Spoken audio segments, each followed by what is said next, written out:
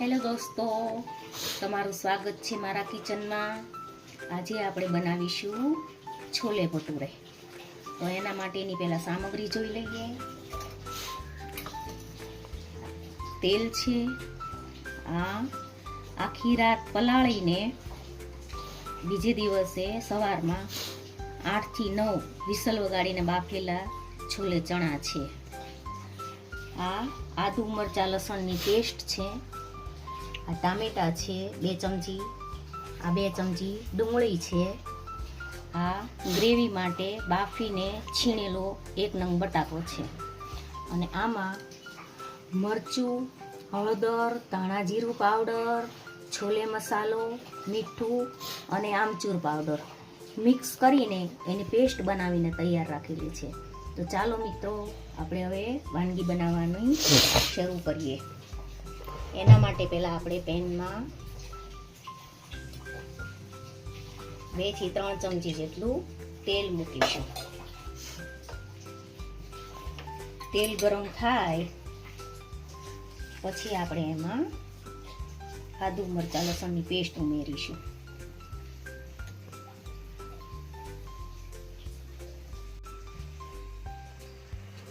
તો તેલ ગરમ થઈ ગયું છે, તો આપણે એમાં આદુ મરચાં અને લસણની પેસ્ટ થોડી સાંતળી લઈશું.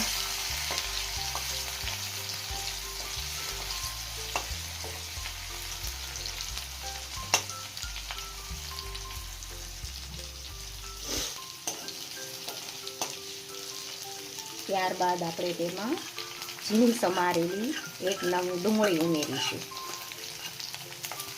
તેને પણ થોડી સાંતળી લઈશું.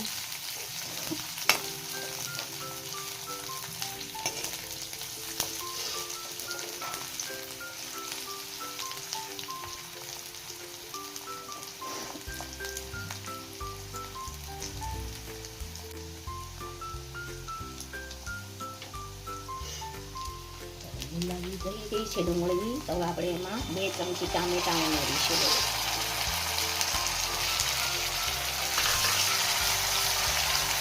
એને પણ થોડા ચડવા દઈશું.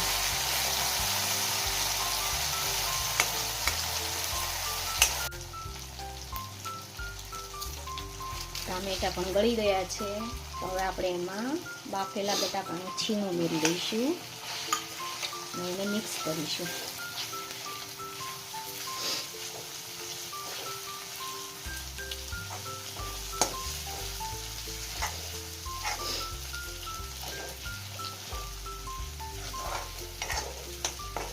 ત્યારબાદ આપણે જે મસાલાની પેસ્ટ તૈયાર કરેલી છે એ ઉમેરી દઈશું અને મસાલા થોડા ચડે અને તેલ છૂટું પડે ત્યાં સુધી એને ચડવા દઈશું.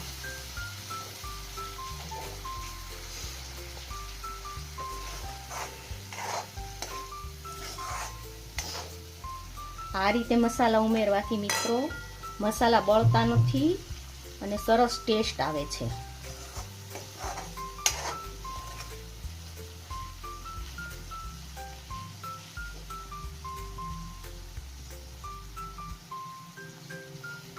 તેલ સરસ છૂટું પડી ગયું છે, તો આપણે તેમાં બાફેલા કાબુલી ચણા ઉમેરી દઈશું.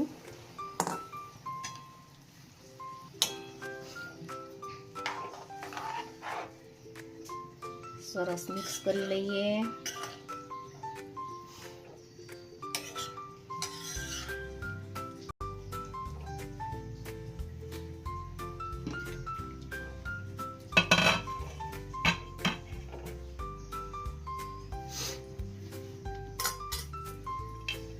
અને એને ઢાંકીને 10 મિનિટ સુધી આપણે ઉકળવા દઈએ. તૈયાર છે આપણા છોલે ભટુરે. તમે પણ ઘરે ટ્રાય કરજો અને કેવા લાગે છે એ મને તમે કમેન્ટ બોક્સમાં જરૂરથી જણાવજો અને મારા વિડીયોને લાઈક કરજો, શેર કરજો. Thank you.